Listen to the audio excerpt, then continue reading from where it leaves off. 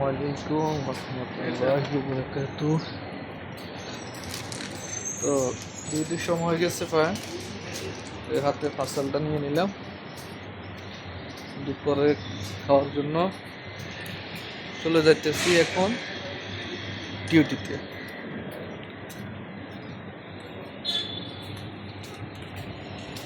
কেমন আছেন আপনারা সবাই? আশা করি ভালো আছেন।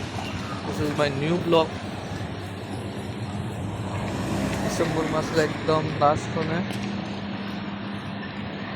ভিডিওটি আমি ইউটিউবে এবং ফেসবুক কোনোটাই আমি আপলোড দিই। এই রোডটা অনেক ডেঞ্জারাস, তিন রাস্তার মোড়, তিন পাশ দিয়ে গাড়ি আসে। এই রোডটা পারাপারের জন্য সবসময় সতর্কতা অবলম্বন করতে হয়। এটা হলো দুবাই মিনা বাজার, এই জায়গার নাম। রাস্তাগুলো দেখুন কিরকম পরিষ্কার।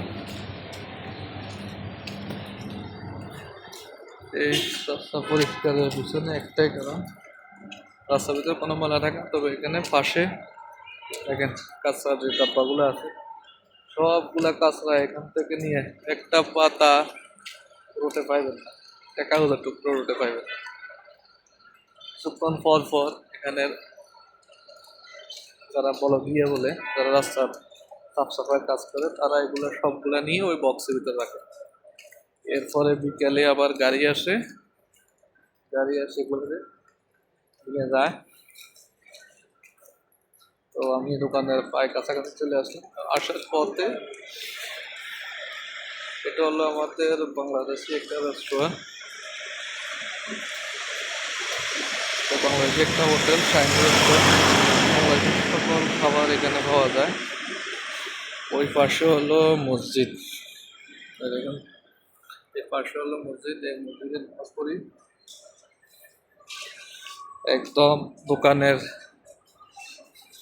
পাশে। মসজিদটা মাত্র 1-2 মিনিটের ভিতরে পৌঁছে যাওয়া যায় দোকানে, এবার থেকে মসজিদে। এগুলো হলো সবগুলো মার্কেটে, আমি অলরেডি ঢুকে গেছি।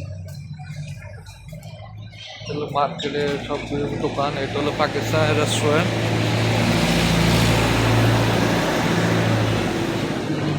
আরেকটা জিনিস আপনাদেরকে দেখায়, এখানে দেখেন, এটা হলো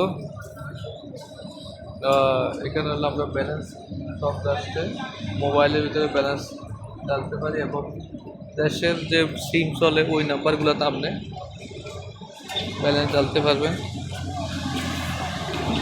এখানে আরও 2টা কাঁচরার ডাব্বা। কিছুক্ষণ পরে এখানে ময়লা ফেলার জন্য বড় বড় ডাব্বা রাখছে, এই কারণে এখানে রাস্তাতে ময়লা পাইবেন।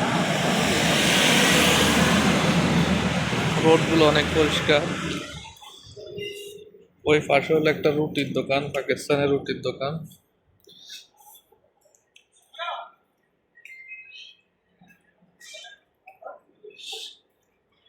আর একটা দোস্ত আমাকে আওয়াজ দিতেছে।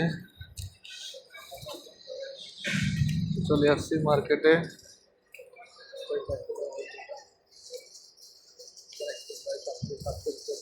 দোকান বানাইছি।